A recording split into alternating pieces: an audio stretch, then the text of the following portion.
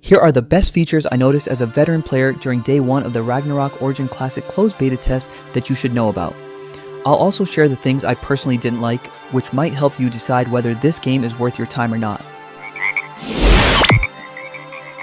Hi guys, I've been playing Ragnarok Origin since launch, and I must say, it has come a long way, but I've got to be honest.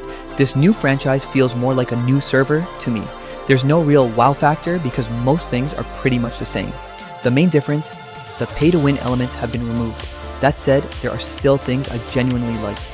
If you're a new player, you'll probably love this game. If you're a veteran, you might. Let's talk about the good stuff first. The first thing I immediately noticed in Ragnarok Origin Classic is the user interface. If you came from Ragnarok Origin Global like I did, you'll instantly see the difference. This version feels cleaner, more organized. The chat box is now placed on the lower left, the skill set is positioned at the lower middle, and the icons are slightly smaller.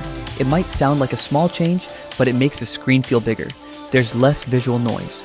In ROO Global, sometimes it felt like the UI was fighting for your attention. Here, it feels more streamlined. You actually see more of the game. Second, performance. Even on max settings, I didn't experience the usual lag or frequent frame skips I used to feel in ROO Global. The optimization feels better. There's even a setting that allows up to 80 visible players, which is huge for guild versus guild fights. That tells me the devs are confident in the engine. I haven't fully stress tested it in heavy PvP scenarios yet, so I'll update you in the next video if there are frame drops. But so far, performance is solid. Another thing I appreciated is the quest structure. I played until the level 66 cap on day 1, and honestly, it didn't feel overwhelming. Mostly main quests, only a couple of side quests. Compared to ROOC Global, where you log in and get bombarded with tasks, this feels lighter, more focused. The EXP rewards are also well compensated, so you don't feel like you're missing out by not juggling 10 different systems at once. It feels like the game respects your time a little more. Events are also more straightforward. They removed time-gated activities like Guild Feast and Guild Quiz, and shifted the focus more toward PvP-oriented content. That's actually a big move. One of the biggest complaints before was the time commitment pressure. You had to log in at specific hours just to stay competitive. Now it feels less forced, more flexible, and I really like the combat time system. It relies on monster kill count, which means you don't have to stress about finding the perfect grinding spot with the best mob density. You just grind. Do your thing. Consume your combat time naturally. There's less pressure to min-max every second, which makes the experience feel smoother and less sweaty. With great features come with some bad things as well.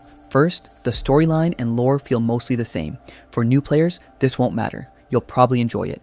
But for veterans, it doesn't feel fresh. After the slightly different novice experience, everything starts to feel familiar again.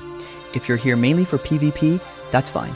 But if you were expecting a brand new Ragnarok experience, you might feel underwhelmed. Second is the daily EXP cap.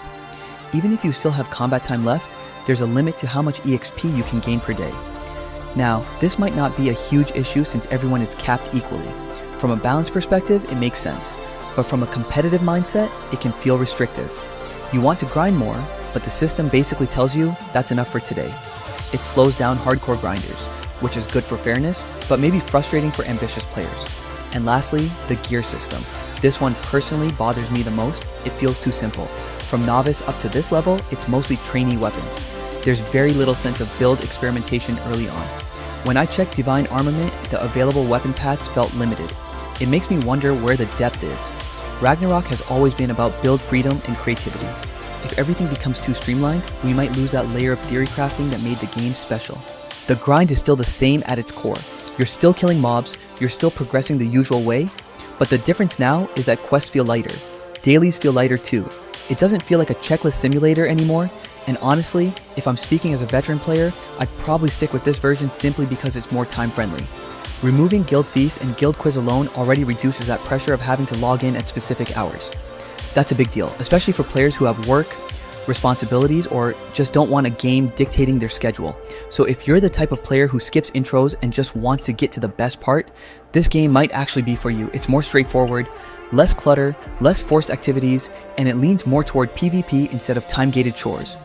I haven't fully explored the PvP side yet or the deeper systems of the game, so this is just my day 1 impression. I'll be testing large-scale fights, builds, and optimization next, so if you want to explore this game with me, hit that subscribe button and let's see together if this version really holds up.